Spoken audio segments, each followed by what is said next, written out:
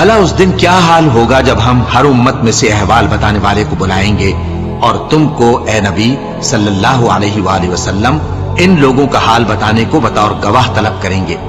اس روز کافر اور پیغمبر کے نافرمان آرزو کریں گے کہ کاش ان کو دھسا کر زمین برابر کر دی جاتی، اور وہ اللہ سے کوئی بات چھپا نہیں سکیں گے۔ مومنو، جب تم نشے کی حالت میں ہو تو جب تک ان الفاظ کو جو منہ سے کہو سمجھنے نہ لگو نماز کے پاس نہ جاؤ، اور جنابت کی حالت میں بھی نماز کے پاس نہ جاؤ یہاں تک کہ غسل کر لو۔ ہاں،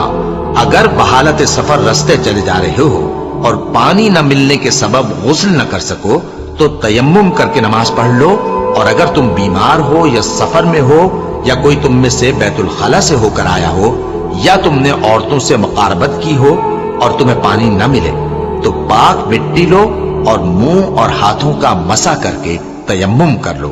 بے شک اللہ معاف کرنے والا ہے، بخشنے والا ہے۔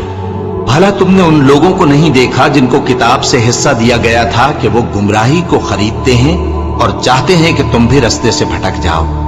اور اللہ تمہارے دشمنوں سے خوب واقف ہے،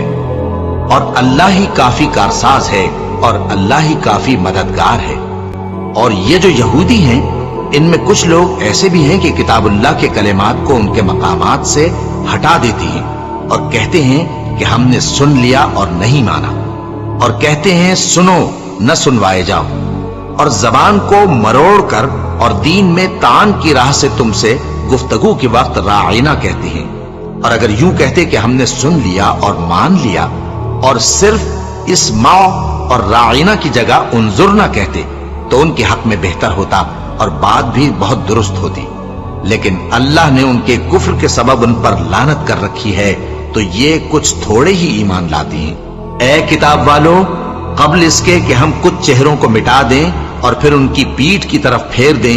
یا ان پر اس طرح لعنت کریں جس طرح ہفتے والوں پر لعنت کی تھی، ہماری نازل فرمائی ہوئی کتاب پر جو تمہاری کتاب کی بھی تصدیق کرتی ہے ایمان لے آؤ، اور اللہ نے جو حکم فرمایا سو سمجھ لو کہ ہو چکا۔